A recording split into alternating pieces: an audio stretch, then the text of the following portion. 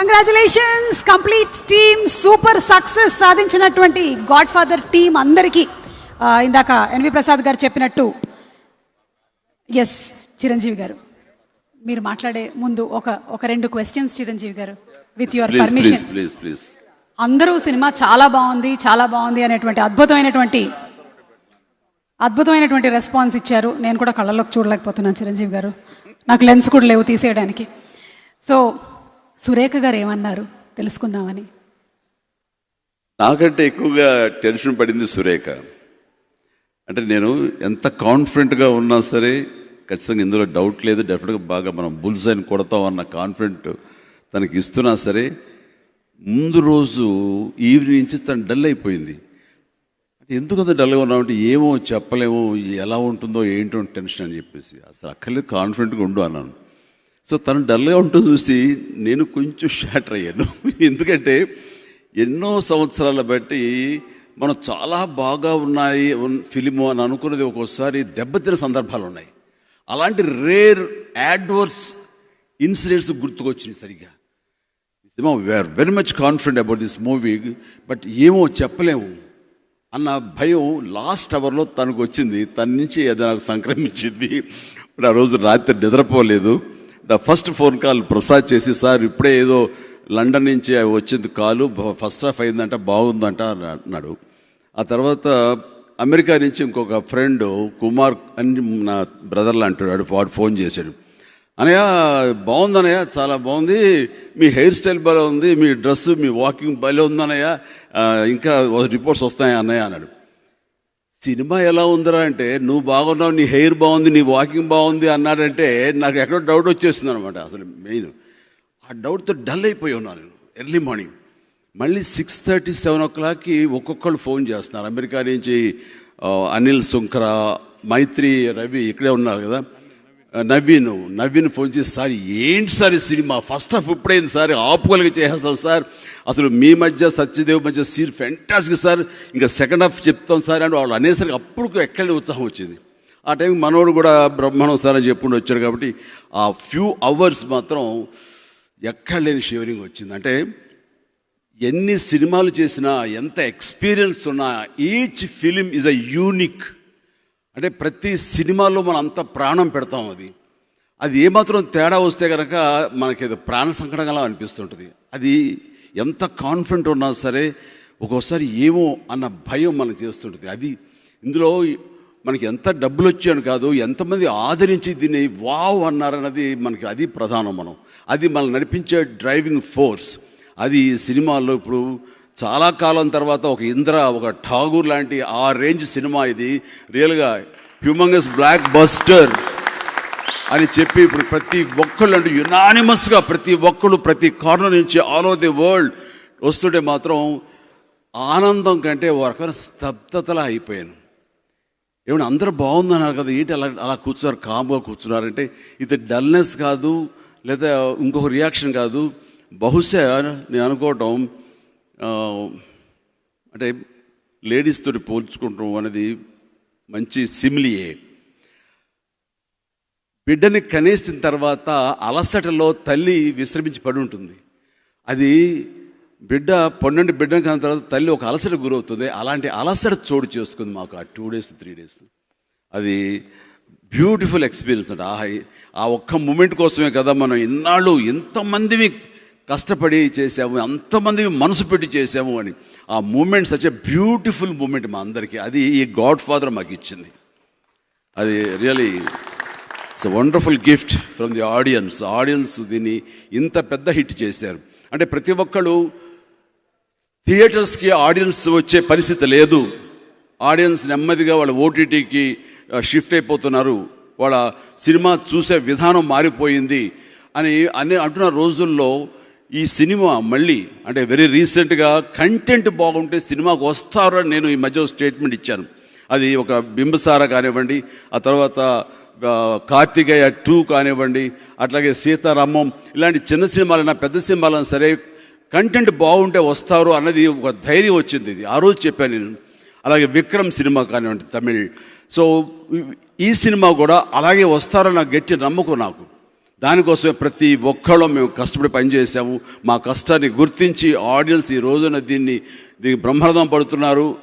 ఒక నా బ్లాక్ బస్టర్స్లో దీన్ని పోలుస్తూ ఇది ఆ స్థాయిలో నిలబెట్టినందుకు నిజంగా మనస్ఫూర్తిగా నేను ధన్యవాదాలు తప్ప ఇంకేమీ చెప్పుకోలేను. అలా ప్రతి ఒక్కళ్ళకి అందులో ఈవేళ గుడ్ న్యూస్ ఏంటంటే లేడీస్ కూడా అమితంగా ఈ సినిమాని లైక్ చేశారన్నది మాకు శుభసూచకంగా నేను భావిస్తున్నాను. అండ్ ఎందుకంటే ఈ సినిమా ఒరిజినల్ సినిమా చూశాను, నేను తెలుగు వర్షన్ చూశాను ఓటీటీలో. చూసిన తర్వాత బాగుంది, మంచి ప్రయత్నం ఇది. బట్ ఇలాంటి ప్రయత్నాలు మనం చేస్తే ఎంతవరకు సక్సెస్ అవుతాం? ఇందులో సాంగ్స్ లేదు, హీరోయిన్ లేదు. అది మోహన్ లాల్కి అయితే మ్యాచ్ అవుతుంది, అక్కడ ఎక్స్పెరిమెంట్స్ అని చూస్తారు. బట్ నా మీద అలా కాదు కదా అనుకుంటూ నేను మళ్ళీ మర్చిపోయాను. ఫ్యూ డేస్ అయిన తర్వాత చరణ్ వచ్చాడు, ఆ సినిమా చూసామంటే చూశాను రా, నీ మీద ఎలా ఉంటుంది? బాగుంటుంది, నాకు చేయాలని కోరిక. బట్ అది ఎక్స్పెరిమెంట్ అవుతుందేమో, ఏ ప్రొడ్యూసర్ ముందుకు వస్తారు, నేనే చేస్తాను కాదు. మొన్న సైరా మనకి బాగానే ఉంది, కానీ ఇది మళ్ళీ ఏమైనా దెబ్బతింటుందంటావా అని. అస్సలు తినదు. ఇది సరిగ్గా కూర్చుని అందులోన సెట్ బ్యాక్స్ అని మనం రైట్ చేసుకుని కూర్చుని మనకి ఏం కావాలో ఆ విధంగా మనం చేసి మార్పులు చేస్తే బాగుంటుందేమో అనిపిస్తుంది నాకు అని. డైరెక్షన్ ఎవరు చేస్తారన్నప్పుడు ఏదో ఒకరిద్దరు ముగ్గురు అనుకున్నాము. 1 or 2 months వాళ్ళతో ట్రావెల్ చేశాం. కానీ ఫైనల్గా నాగబాబు, మన ప్రసాద్ అండ్ చరణ్ వీళ్ళిద్దరు కలిపి మోహన్ రాజా పేరు సజెస్ట్ చేసినప్పుడు నాకు వెంటనే ఎక్కడ లేని హోప్ వచ్చింది. ఎందుకంటే ఆయన సినిమా నేను చూశాను, ఈ ధ్రువ తని ఒరువన్ చూసినప్పుడు what a finish work, beautiful craft, ప్రతిదీ ఆద్యంతం చాలా బాగా చేశాడు. అరే ఎంత కాంటెంపరీ ఫిల్మ్ లాగా ఉంది, ఎంత ఇలాంటి యంగ్స్టర్స్ చేసే కదా మన సినిమాల్లో కూడా కొత్తగా ఉంటుంది. మన ఎలా ఓల్డ్ వైన్ ఇలాంటి న్యూ బాటిల్లో మనం ఉంటేనే కదా మనం కూడా మళ్ళీ అందరిచే శభాష్ అనిపించుకుంటాం. అంటే వెంటనే ఎస్ గో హెడ్ అన్నాను. తను రావడం ఏంటి, ఆ తర్వాత ఎక్స్పీరియన్స్డ్ రైటర్ సత్యానంద్ గారిని కూడా ఇన్వైట్ చేయటువంటి నా ఇన్పుట్స్ అయితేనేమి, తన విధానం అయితేనేమి, ఎలా ఉండాలి అనే దాని మీద అందరు తర్జన చేసిన తర్వాత తన టీంతో కూర్చుని డిస్కషన్స్ అయిన తర్వాత ప్రతిసారి వచ్చి చెప్పినప్పుడల్లా కొత్తగా ఉంటుండేది, చాలా బాగుంటుండేది. ప్రతిదీ అరటిపండు ఒలిచాడో చెప్పి ట్రీట్మెంట్ విధానం అంత బాగుండింది. అది అయ్యేసరికి ఎక్కడ లేని హోప్ వచ్చింది. ఇంకా డైలాగ్స్ వెర్షన్కి వెళ్దాము అనేసరికి లక్ష్మీ భోపాల్ ఆయన రావటం, ఆయన అబ్రివిటీ, క్లుప్తంగా మాట్లాడటం. ఈ క్యారెక్టర్ నాయకుడు ఎప్పుడు ఎక్కువగా మాట్లాడు, లెంగ్దీగా మాట్లాడు, ఇతరుల మాటలు వింటాడు, తను అనుకునేది ఒక మాటలో సుస్పష్టంగా చెప్తాడు. అది క్యారెక్టరైజ్డ్ అనుకుని తక్కువగా మాట్లాడుతూ ఆ బ్రివిటీని మెయింటైన్ చేద్దామంటూ మాట్లాడే ఒక ముక్క మన పవర్ఫుల్ పంచ్లా ఉండాలన్నది మనస్ఫూర్తిగా అర్థం చేసుకుని ఆయన తన ఇన్పుట్స్ ఇవ్వడం. అంటే ఎంతగా మేమంతా ఒకళ్ళొకళ్ళు సపోర్ట్ చేసుకుంటూ ఈ సినిమాలు చేసామంటే క్లైమాక్స్ అయిపోయింది అండ్ నీ వర్క్ అయిపోయింది, నువ్వు రిలాక్స్ అయిపోయింది, వేరే సినిమాకి వెళ్ళిపోవచ్చు అన్నావు. 9 మీ వర్క్ అయిపోయింది అంటే అమ్మాయి పెళ్లి చేసుకుని హనీమూన్ స్పెయిన్కి వెళ్ళిపోయింది.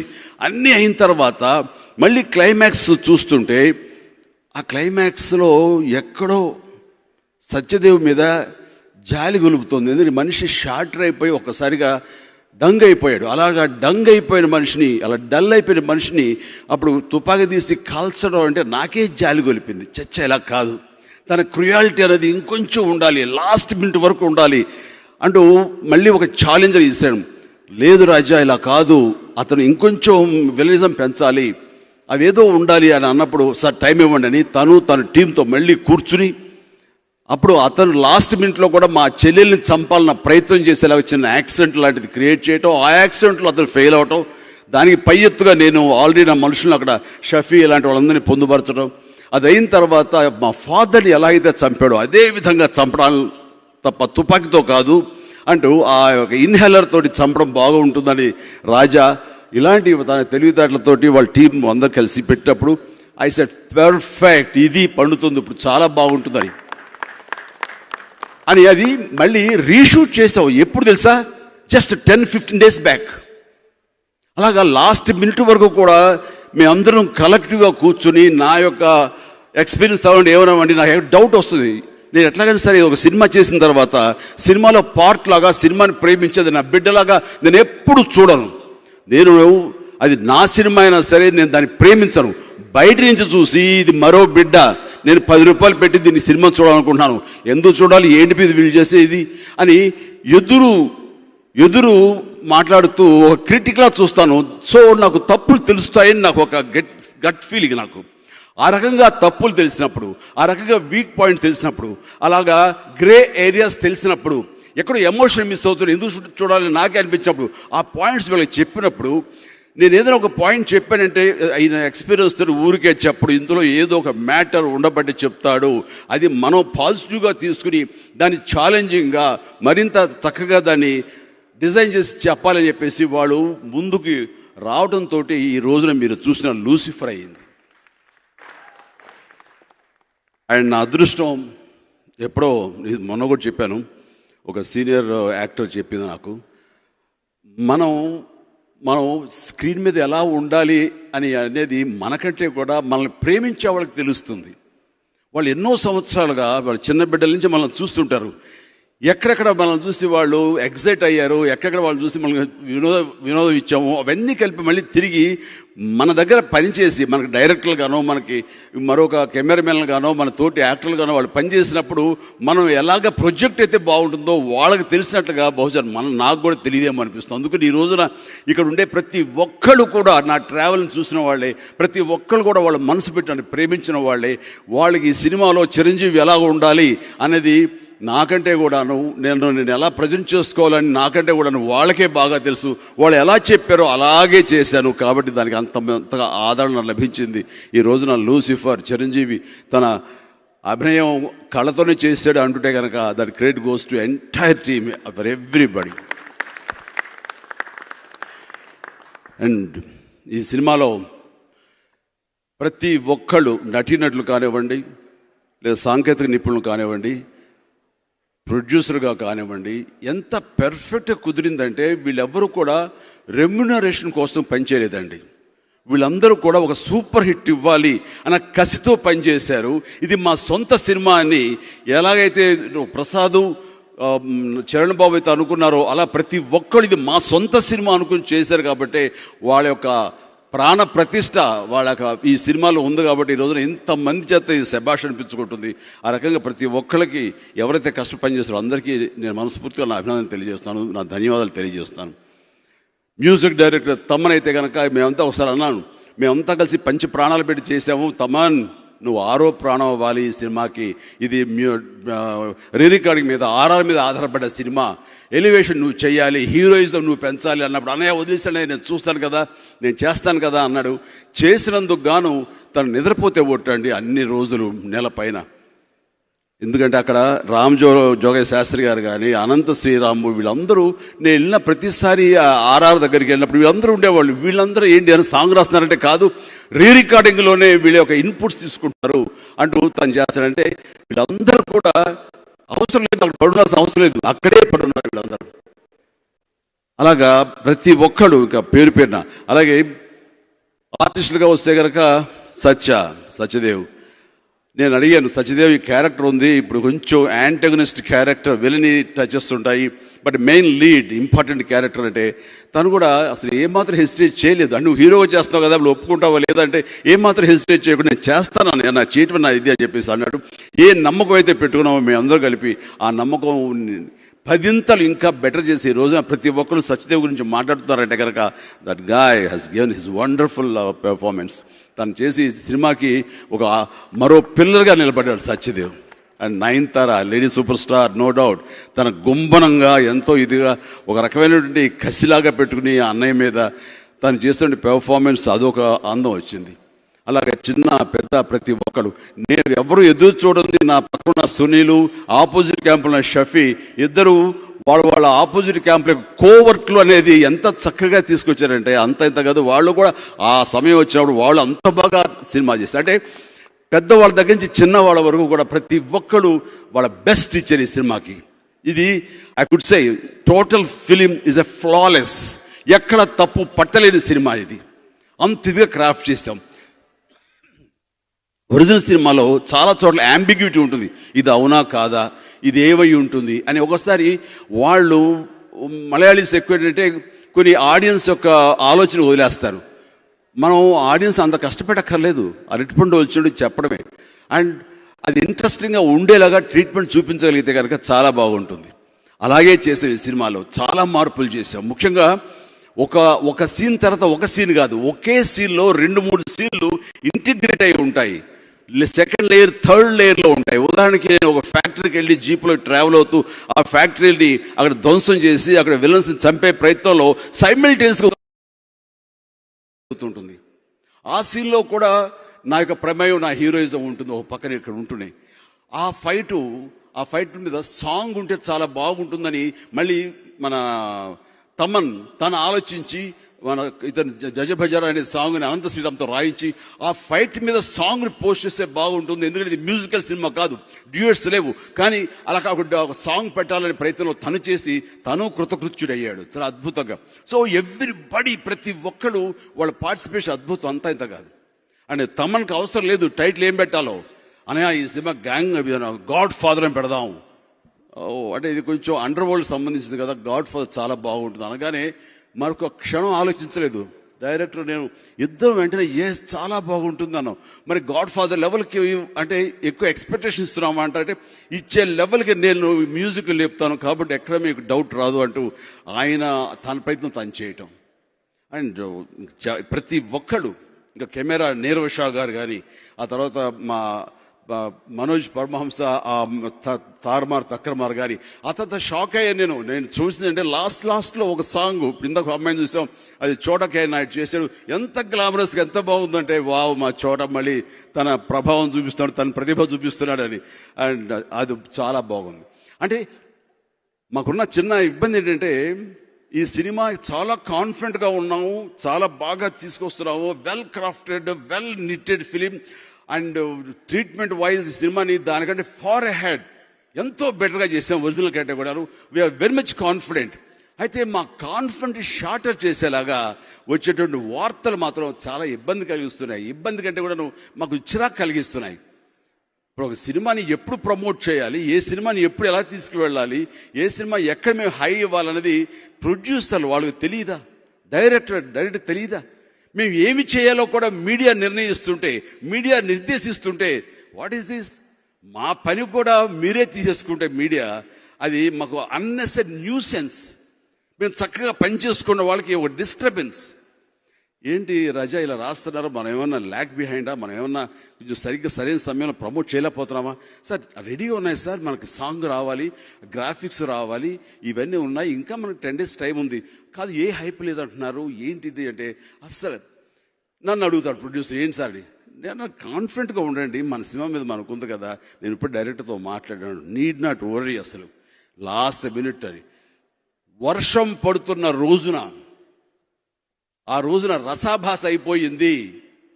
సో అంటూ మీరు మీడియా వాళ్ళు ఏమి రాసి దాన్ని ఇంకా కంపు చేస్తారనే భయంతో అంత వర్షంలో కూడా మైక్ తీసుకుని మొత్తం మీద నేను దాన్ని ఓన్ చేసుకుని నేను ఆ రోజు మాట్లాడిన మాట అదేమి ప్రిపేర్డ్ కాదు. అది వర్షం పడుతున్న తెలియదు నాకు. అప్పటికప్పుడు ఎవరు, ఏ ఆర్టిస్టులు కానీ ఏ టెక్నీషియన్ ఇంకా మాట్లాడలేదు. మ్యూజిక్ అవుతుంది, కాన్సర్ట్ అయిన తర్వాత నెక్స్ట్ రకరకాల అందరూ మాట్లాడుకోవాలి. అందరూ అవకాశం లేదు, అక్కర్లేదు, ఒక్కనే మాట్లాడతాను. నేను మాట్లాడి వర్షం పడుతుంది, వర్షం రసాభాస అయిపోయింది అని ఎవరు రాసే అవకాశం లేకుండా వావ్ చాలా బాగా జరిగింది, చాలా అద్భుతంగా మాట్లాడారు, చాలా బాగా ఎగ్జిబిట్ చేశారు, ఈ సినిమాకి మంచి క్రౌడ్, మంచి ఆదరణ లభించింది అనేలాగా చేయాల్సినంత టెన్షన్ పడ్డాం. దానికి మీడియాకి thank you very much. And ఈ రోజున ప్రత్యేకించి from bottom of my heart, గుండెల అంతరాల నుంచి చెప్తున్నాను, ఇదే మీడియా అంటే ఇష్టపడే మీడియా ఎవరు ఏవైనా సరే అలాంటి తారతమ్యాలు లేకుండా ప్రతి ఒక్కళ్ళు ఈ సినిమా గురించి అత్యద్భుతంగా మాట్లాడుతూ ఈ రోజున ఇంత పెద్ద హిట్ అవడానికి, ఇంత పెద్ద ఎత్తున ఈ సినిమా గురించి ప్రతి ఒక్కళ్ళు మాట్లాడుకోవడానికి ఎక్కడ ఒక నెగిటివ్ కూడా లేకుండా, వయసు మళ్ళీ వాళ్ళు 80 ఏళ్ళ, ఈవేళ ఒక వీడియో చూశాను, 80 సంవత్సరాలు పైబడిన ఒక మహిళ తల్లి ఈరోజు సినిమా గురించి బ్రహ్మాండంగా మాట్లాడుతూ 7 గంటలుగా వచ్చేసావు నేను మా ఆయన, ఈ సినిమా అంత బాగుందని చెప్తుంటే కళ్ళలో నీళ్లు తిరిగినాయి. వాళ్ళు రావాల్సిన అవసరం గాడ్ ఫాదర్ సినిమాకి లేదు. గాడ్ ఫాదర్ అంటే ఏదో ఇంగ్లీష్ టైటిల్ మనకెందుకు, ఏదో పొలిటికల్ డ్రామా అంటూ కాదు. ఆవిడ వచ్చి ఎంత చక్కగా మాట్లాడుతున్నా, అంత ఇంత మాట్లాడుతుంది. దాన్ని మీడియా ప్రొజెక్ట్ చేశారు. అలాగా సినిమా రిలీజ్ అయిన తర్వాత బాగుంది అన్న ఫీలింగ్ వచ్చిన తర్వాత ప్రతి ఒక్క మీడియా, ఆ సంస్థ ఈ సంస్థ, ఆ హౌస్ ఈ హౌస్ అని కాదు, ప్రతి మీడియా హౌస్ ఈ సినిమా గురించి అత్యద్భుతంగా రాసినందుకు శిరస్సు వంచి మీడియా వాళ్ళకి నా హృదయపూర్వక నమస్కారాలు తెలియజేస్తున్నాను. చాలా బాగా, చాలా ఎంకరేజింగ్ అనిపించింది. బట్ ముందు మమ్మల్ని టెన్షన్ పెట్టిన మాట వాస్తవే. ఏమీ లేదు, ఏమీ చేయట్లేదు, సినిమాలో దమ్ము లేదంట, వాళ్లే ఇదైపోయారు అని అంటాం. ఇంకా షూటింగ్ జరుగుతుందంట బాంబేలో, ఇంకా ఇలాగంట. ఇలా అంటుంటే ఏంటిది డిస్టర్బెన్స్ చేస్తున్నారు అన్న ఫీలింగ్ వచ్చింది. కానీ బట్ సినిమా మా కష్టాన్ని గుర్తించి సినిమా చాలా బాగున్నందుకు మీరందరూ దీన్ని ప్రొజెక్ట్ చేసిన విధానం కానీ, ఈ రోజు ప్రజెంట్ చేసిన విధానం కానీ నిజంగా ప్రతి ఒక్కరికి పేరు పేరున మీడియా వాళ్ళకి, సోషల్ మీడియా అవనివ్వండి, శాటిలైట్ ఛానల్స్ వాళ్ళు అవనివ్వండి, లేదా వేరే ఎవరి సరే ప్రతి ఒక్కళ్ళు అత్యద్భుతంగా దీన్ని ప్రొజెక్ట్ చేస్తున్నారు. ఎక్కడ ఒక్క నెగిటివ్ వార్త లేదు. అవుట్ ఆఫ్ 5, 3 నుంచి 3 to 350 అలాగా మీరు మంచి మార్కులు మాకు వేసి ఈ సినిమా ప్రజల్లో అత్యద్భుతంగా ఆదరణ పొందేందుకు అవకాశం కల్పించారు. దానికి మీడియాకి ప్రత్యేకించిన ధన్యవాదాలు. అండ్ ప్రజలకు కూడా దీనికి చాలా కాలం తర్వాత మళ్ళీ మా సినిమా ఇంత పెద్ద ఎత్తున మీరు ఆదరిస్తున్నారు అంటే ప్రజల్లో కూడా ఎలాంటి మార్పు వచ్చిందంటే, ప్రేక్షకుల్లో రెగ్యులర్గా సాంగ్స్ ఉండాలి, లేదా ఫైట్స్ 4-5 ఫైట్స్ ఉండాలి, హీరో కామెడీ సీన్స్ చేయాలి, ఎంటర్టైన్మెంట్ ఉండాలి. ఇవన్నీ కాదు, కంటెంట్లో దమ్ము ఉండి, కంటెంట్లో డ్రామా ఉండి, కంటెంట్లో ఒక సెంటిమెంటల్ సీన్స్, ఎమోషన్ సీన్స్ ఉండి, ఆ రెండు కనుక సస్టైన్ అవ్వగలిగితే, సీన్ తర్వాత సీను వాళ్ళని ఆలోచింపకుండా చేస్తే వెళ్ళగలిగితే మాకు సాంగ్స్ అక్కర్లేదండి, మాకేమి కామెడీ సీన్స్ అక్కర్లేదండి. ఆ కంటెంటే మమ్మల్ని తీసుకెళ్ళిపోతుంది. మా చేత ఆగి ఆలోచించేలాగా అవకాశం కల్పించదండి. అంత పవర్ఫుల్ కంటెంట్ ఈ గాడ్ ఫాదర్. అందుకని ఆద్యంతం, ఆబాల గోపాలం ఇది అందరినీ అలరిస్తుంది. చిన్న పిల్లల దగ్గర నుంచి పెద్దవాళ్ళ వరకు, మహిళల నుంచి మగవాళ్ళ వరకు, వయోవృద్ధులు తేడా లేకుండా ప్రతి ఒక్కటి ఇది అలరిస్తున్నట్టే కనుక that is the power of content of God father. And ఇలాంటి సినిమాలో మీ అందరం కూడా పార్ట్ అవటం అన్నది ఇది మా అదృష్టం. దానికి ప్రతి ఒక్కళ్ళం కూడా ప్రజలందరికీ, అందరి తరపున ప్రేక్షకులకి నా హృదయపూర్వక ధన్యవాదాలు తెలియజేస్తున్నాం. మాకు ద బిగ్ హిట్ ఇచ్చినందుకు. నా లైఫ్లో అత్యద్భుతమైన సినిమాలు ఒక 10-15 ఉంటే, ఆ 10-15 సినిమాల్లో గాడ్ ఫాదర్ కూడా చోటు చేసుకుంది. ఇంకా మొన్న అంతా నేను మాట్లాడిస్తాను కాబట్టి పేరు పేరున ఎవరి గురించి ప్రత్యేకించి చెప్పట్లేదు. అందరూ మరో రకంగా అనుకోకండి. ప్రతి ఒక్కరికి నా హృదయపూర్వక ధన్యవాదాలు. వీళ్ళందరూ ప్రేమించి చేశారు. ఇంకా దట్స్ ఇట్. కృతజ్ఞతలు చెప్పుకోవడం తప్ప నేను ఇంకేం మాట్లాడలేను. అండ్ ఈ ప్రత్యేకించి దీనికి ఎడిటర్ మోహన్ గారు రావటం, వాళ్ళ కుటుంబ సభ్యులతో రావటం అనేది చాలా నిండుదనాన్ని కలగజేసింది. అలాంటి ఎడిటర్ మోహన్ గారి యొక్క ఇన్పుట్స్ కూడా ఇనీషియల్గా చాలా సపోర్టివ్గా ఉంది. వాళ్ళ అబ్బాయికి పదే చెప్తుండేవారు, ఈ సినిమా డెఫినెట్గా బాగా ఉంటుంది, ఈ సినిమాలో ఎమోషన్ అనేది మాత్రం డైవర్ట్ కాకుండా, డైల్యూట్ కాకుండా దీన్ని కనుక నువ్వు ప్రొజెక్ట్ చేసి అలా ముందుకు తీసుకెళ్ళగలిగితే కనుక ఇది వండర్ఫుల్ స్క్రిప్ట్ అవుతుందని ఆయన ఎంకరేజ్ చేసి, ఆయన ఇన్పుట్స్ కూడా ఈ సినిమా ఇంత బలంగా రావడానికి, ఇంత సెంటిమెంట్గా రావడానికి అది దోహదపడింది. ఆ రకంగా సభాముఖంగా ఎడిటర్ మోహన్ గారికి నా హృదయపూర్వక ధన్యవాదాలు తెలియజేస్తున్నాను. అంటే ఒకప్పుడు ఒక చిన్న 6 నెలల పాటు నాకు స్లగ్గిష్ పీరియడ్ వచ్చింది, కొంచెం డల్ పీరియడ్. ఆ టైంలో నాకు హిట్లర్ ఇచ్చి మళ్ళీ నేను ట్రిపుల్ హ్యాట్రిక్ ఫిల్మ్స్ కొట్టడానికి దోహదపడడానికి ఇనిషియేట్ చేసిన సినిమా నాకు హిట్లర్. అలాగే ఇప్పుడు కూడా కంబ్యాక్ ఫిల్మ్లో 150 బాగాడినా, సైరా బాగాడినా, మళ్ళీ ఆ తర్వాత ఏదైనా సినిమాలు కొంచెం స్తబ్దతగా ఉన్నా సరే మళ్ళీ ఇలాంటి సినిమాల్లో నాకు, నా అభిమానులకి, నన్ను ప్రేమించే వాళ్ళకి మళ్ళీ జోష్ ఇచ్చి, మళ్ళీ అది కూడా వాళ్ళ అబ్బాయి ద్వారా ఇది కుదిరింది. కాబట్టి రెండింటికి పరోక్షంగా ఒకదానికి, ప్రత్యక్షంగా ఒకదానికి మీరు కారకులు. Thank you so much.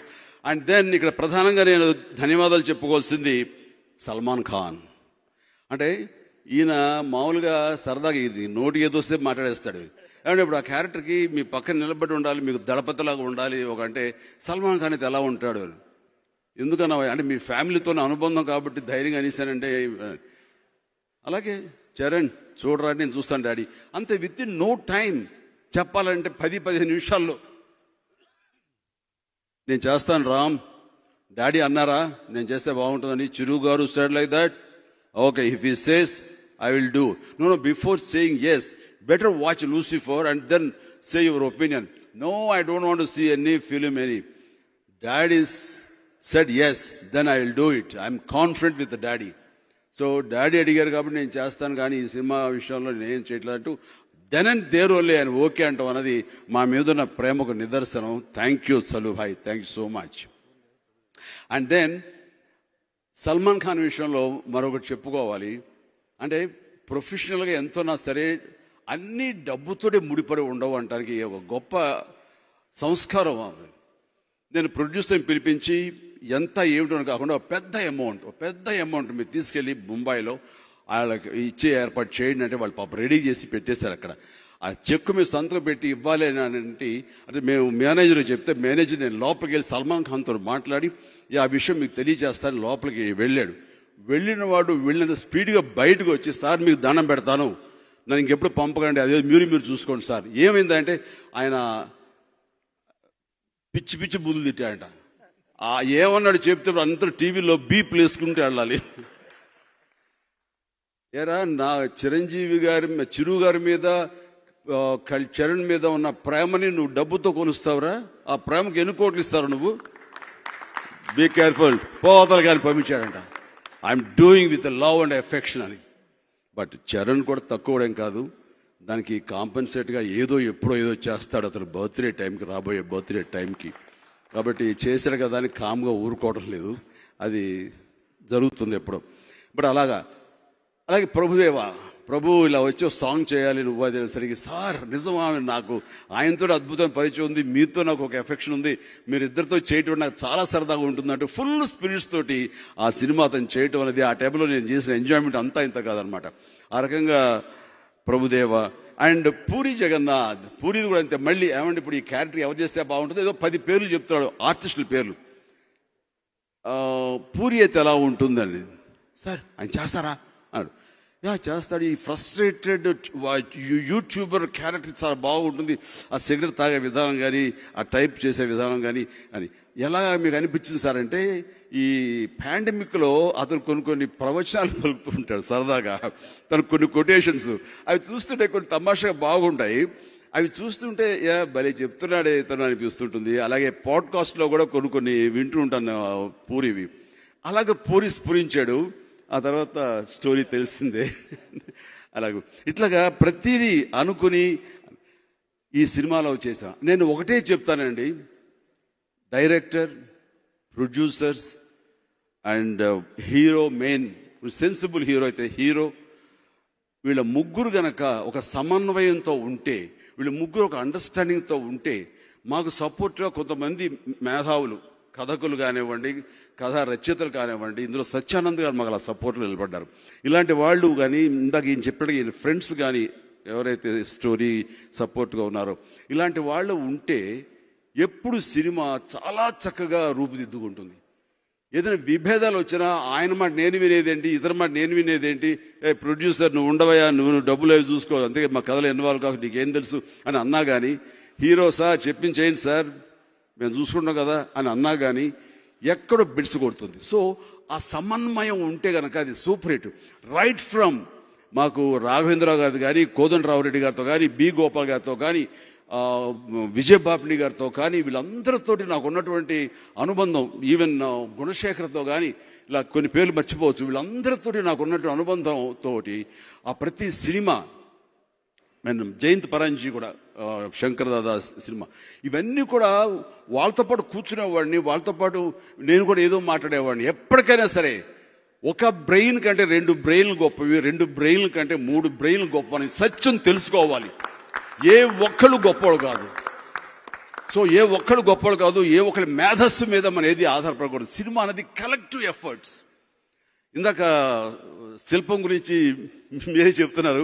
నేను మొన్న అన్నాను, ఒక అందమైన శిల్పం ఉంటే కనుక ఆ శిల్పం అందరూ తడితోడి చూస్తూ ఆరాధిస్తుంటే ఆ శిల్పం నా గొప్పతనం అని అనుకుంటే కనుక చాలా పొరపాటు. అండ్ నేను కూడా ఒక శిల్పం లాగా వీళ్ళందరూ ప్రొజెక్ట్ చేసి నిలబెట్టినప్పుడు నేను ఇది నా గొప్పతనం అనుకోవడం అంతే మూర్ఖత్వం, అంతే పొరపాటు. ఆ శిల్పం వెనకాల ఒక శిల ఎక్కడ దొరికిందో ఇది మంచి శిల్పానికి ఇది ఉపయోగపడుతుందని ఆ శిలను గుర్తించిన వాడిని మనం గుర్తుంచుకోవాలి. అక్కడి నుంచి తరలించిన వాడిని గుర్తుంచుకోవాలి. దాన్ని చెక్కిన వాడిని గుర్తుంచుకోవాలి. ఉలితోటి దాన్ని నున్నగా చెక్కి అందంగా చేసిన వాడిని చేయాలి. దాన్ని ఎక్కడైతే ప్లేస్మెంట్లో పెడతాడో, ఎక్కడ పెడితే ఇది 10 మంది దృష్టికి వెళ్తుందో, 10 మంది దీన్ని చూస్తారంటే ఎగ్జిబిషన్ ఎవరైతే పెట్టాడో వాడిని గుర్తుంచుకోవాలి. ఇంతమంది కష్టం ఈ శిలని ప్రతి ఒక్కరు ఆరాధిస్తారు. కానీ ఈ శిల మాత్రం ఇది నాది కాదు అనుకుంటేనే కరెక్ట్, లేదంటే ఇక్కడికి ఎక్కుతుంది, ఇక్కడ ఉండదు. సో ఏవైనా సరే ఈ అప్రిసియేషన్స్ అన్నీ కూడా మనం ఇక్కడ ఉంచుకోవాలి. ప్రతి పొగడ్త పన్నీర్ లాంటిది. పన్నీర్ బాగుంది కదా అని తాకూడదు, దాని వాసన ఆస్వాదించి బాడీ మీద చల్లుకోవాలి. Thank you. మేమందరం కలిసి కలెక్టివ్గా ఈ రోజున అఫ్కోర్స్ పేరు పేరున చెప్పాలంటే హరిరాంజావు గారు, మా యుగంధర్ తన విఎఫ్ఎక్స్ కానీ, మార్తాండ్ గారు కానీ, బాబీ దాకొక బాబీ, నెక్స్ట్ ఇవ్వబోతున్నవాడు బాబీ అండి, ఇవ్వబోతున్నాడు బాబీ. అండ్ ఈ సినిమా ఎంత గుంభనంగా, ఎంత కంపోజ్డ్గా కళ్ళతో ఉందో, అతను ఆ సినిమా అంత అల్లరిగా, అంత కాళ్ళతోటి ఉండేలాగా పని చెప్పాడు. అది డెఫినెట్గా మన నుంచి కోరుకునే ఒక రౌడీ అల్లుడో లేకపోతే ఒక అల్లరి చిల్లర సినిమా అవుతుంది. అది అంతకంత అల్లరిస్తుంది అంటే ఎలాంటి డౌట్ లేదు. అదొకటి. లీక్ చేశానంటవా ముందుగానే, పర్లేదు. దాని తర్వాత మెహర్ రమేష్, అది అంత పవర్ఫుల్ సెంటిమెంట్ తోటి అంత యాక్షన్ ప్యాక్డ్ సినిమా అది ఉంది. కాబట్టి అలాంటి వాళ్ళు నాకు భవిష్యత్తులో మళ్ళీ ఇంకొక గాడ్ ఫాదర్ లాగా వాళ్ళ సినిమాలు కనబడుతున్నాయి నాకు. Thank you so much. మీ అందరూ వచ్చారు ఇక్కడికి. సో పేరున ప్రతి ఒక్కరికి నా హృదయపూర్వక అభినందనలు తెలియజేస్తున్నాను. That's it. మా సురేష్ కూడా ఉన్నాడు. సురేష్ నేను ఫస్ట్ టైం నేను ఈ సినిమాలో, ఆచార్య సినిమాలో తను వేసిన సెట్ చూసి వావ్ అనిపించి ఇలాంటి యంగ్స్టర్స్ రావాలంటూ నాకు వీలైతే చెప్పగానే సురేష్ ముందుకు వచ్చాడు. అంటే ఎంత చక్కటి అంటే ఆ ఫినిష్ అంటుంది సార్, చిన్న చివరి వరకు కూడా ఆ ఫినిష్ అది చాలా బాగా చేశారు అది. అండ్ అలాంటి చక్కటి యంగ్స్టర్స్ ఇలాంటి వాళ్ళందరూ ఉండి వీళ్ళ సహాయ సహకారాలు తీసుకుంటే నా ప్రతి ఒక్క సినిమా గాడ్ ఫాదరే అవుతుంది. That's it. Good night. Thank you Chiranjeevi garu. And ఒక cake cutting from the complete team. Ram Lakshman గురించి చెప్పాను అనుకోండి, అందుకు ప్రత్యేకించి నేను చెప్పగల. రామ్ లక్ష్మణ్ గారిని, మాస్టర్ గారు గారి, మురళి అంటే ఇలా లాస్ట్ టైం మురళీ శర్మ గురించి చెప్పలేదు, దానికది ఇప్పుడు చెప్పాలి. మురళీ శర్మ గారు ఏంటండి మనిషి ఇది. ఇతను ఈ సినిమా చూశాను నేను అలవైకుంఠపురంలో. మొహం నిండా దరిద్రం తాండవిస్తుంటుంది. అది మంచి దురాశ మనిషి. ఇందులో వచ్చేసరికి పవర్ మాంగర్. వీలైతే జోకర్లాగా పవర్ కొట్టేద్దామని, లేదంటే ఓకే వాళ్ళకి ఏం కావాలి. అది వెరీ డిఫరెంట్ క్యారెక్టర్. చిన్న చిన్న గెస్టర్స్ తోటి ఆ ఒక్కపడి నవ్వులతో ఇలా డబ్బా అనుకుంటూ ఇలా అనుకుంటూ ఇలాగా. ఎలా చేస్తావయ్యా, బ్రహ్మాండంగా చేసేవాళ్ళు. సరే, ఇక మురళీమోహన్ గారు అయితే కనుక ఇది అప్పుడప్పుడు కలుసుకుంటూ మాట్లాడుకుంటుంటాం మంచి చెడ్లని. ఎలా ఉంది ఏంటంటే, ఏదో బోరు కొడుతుంది, నేను మళ్ళీ సినిమా చేద్దాం అనుకుంటున్నాను, ఇంకా పాలిటిక్స్ అనేది పక్కన పెడదాం అనుకుంటున్నాను, నాకు ఓపిక లేదు, చెప్పిస్తాను అని. నిజంగా చేస్తారా మళ్ళీ అని, చేస్తానే అని. అప్పుడు వైట్ హెయిర్ ఉంది, ఇదే వైట్ హెయిర్తో రండి అన్నాను. అలాగే ఆయన ఈ సినిమా వచ్చి చాలా చేశారు. అయితే తను అన్నట్లుగా ఫుల్ ఫ్లెడ్జ్డ్గా మంచి క్యారెక్టర్ చేయలేకపోయాం, కానీ నాతో పాటు ఆయన ట్రావెల్ చేశారు. ఇది గుడ్ బిగినింగ్ అనుకుంటున్నాను మీకు. అండ్ సరదమన్ బెనర్జీ, అలాగే గుడ్ కమ్బ్యాక్. అండ్ సరదమన్ బెనర్జీ నాకు ఆ సినిమా నుంచి పరిచయం. సిరివెన్నెల నుంచి పరిచయం. తర్వాత స్వయం కృషిలో నాకు నా తోటి హీరోగా చేశాడు ఆయన. అండ్ అప్పటి నుంచి పరిచయం. తర్వాత ఏమైపోయాడు ఏంటో కనపడలేదు. మధ్య వివేకానంద అనే ఒక సినిమా సీరియల్ చేశాడు, పెద్ద సినిమా. అండ్ అంత స్ఫురద్రూపి, అంత అందగాడు, మధ్యలో కనపట్లేదు. ఎప్పుడైతే మనోడు సీఎం క్యారెక్టర్ ఎవరిని అనుకుందా ఏంటి అనుకున్నప్పుడు అన్నాను, ఒక్క నిమిషం రాజా, సరోదమన్ బెనర్జీ అని ఉన్నాడు, చాలా అందంగా ఉంటాడు, బాగుంటాడు, మంచి స్ఫురద్రూపి, very positive face, very lovely face. అతను హీరోయిన్స్ని అడిగితే ఆయన ఇప్పుడెక్కడున్నాడు, ఆయన ఇప్పుడు సన్యాసం పుచ్చుకొని ఎక్కడో కృష్ణారామ అనుకుంటూ ఎక్కడో ఉన్నాడు అన్నారు. ఎక్కడున్నాడు అంటే కనుక్కుంటే రిషికేశ్లో ఎక్కడో ఆశ్రమంలో ఉన్నాడని తెలిసింది. ఎందుకు ఈ వయసులో ఎందుకమ్మా ఋషి అయిపోవటం ఇంకా ఉంది కదండి, ఆయన ఫీల్ అయిపోతాడు పెద్దోడు అయిపోయానని. ఆయన యాక్ట్ చేస్తాడంటే నాకు తెలియాలి, అడుగుతానని చెప్పి అడిగి వెంటనే చిరంజీవి అడిగాడా, అయితే చేస్తాను అని. ఈయన ఎన్నో సంవత్సరాల తర్వాత మళ్ళీ ముఖానికి రంగు వేసుకుని ఈ సినిమా చేయడంతో ఆ క్యారెక్టర్కి ఒక హుందాతనం వచ్చింది, ఆ క్యారెక్టర్ నిండుదనం వచ్చింది. దాన్ని ఎంతో ఇంట్రెస్టింగ్గా చేశాడు ఆయన. థ్యాంక్ యూ సరదమన్, thank you so much, thank you so much. ఇంకా ఎవరి గురించి అన్న మా అప్పారావు, సరే మేమంతా కలిసి ఫ్యామిలీ మెంబర్స్, అలాగే ప్రతి ఒక్కళ్ళు కూడా ఉన్నారు. అందరికీ పేరు పేరున నా హృదయపూర్వక ధన్యవాదాలు మరొకసారి తెలియజేస్తాను.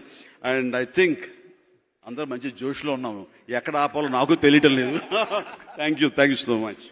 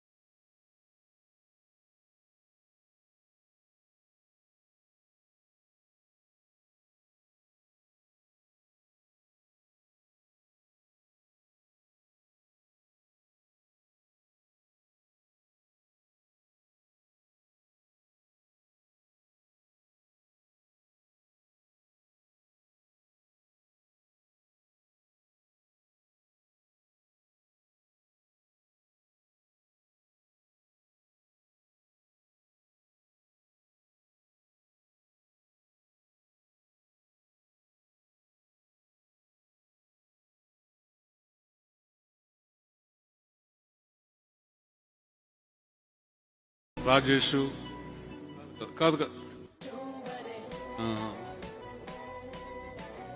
రండి రాయుడు, ఉమా పైకి రండి అమ్మ, మా బగా పైకి రండి అందరూ.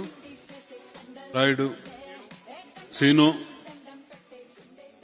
బాలు, రాజేష్ డైరెక్షన్ టీం, రసూల్ పైకి రా.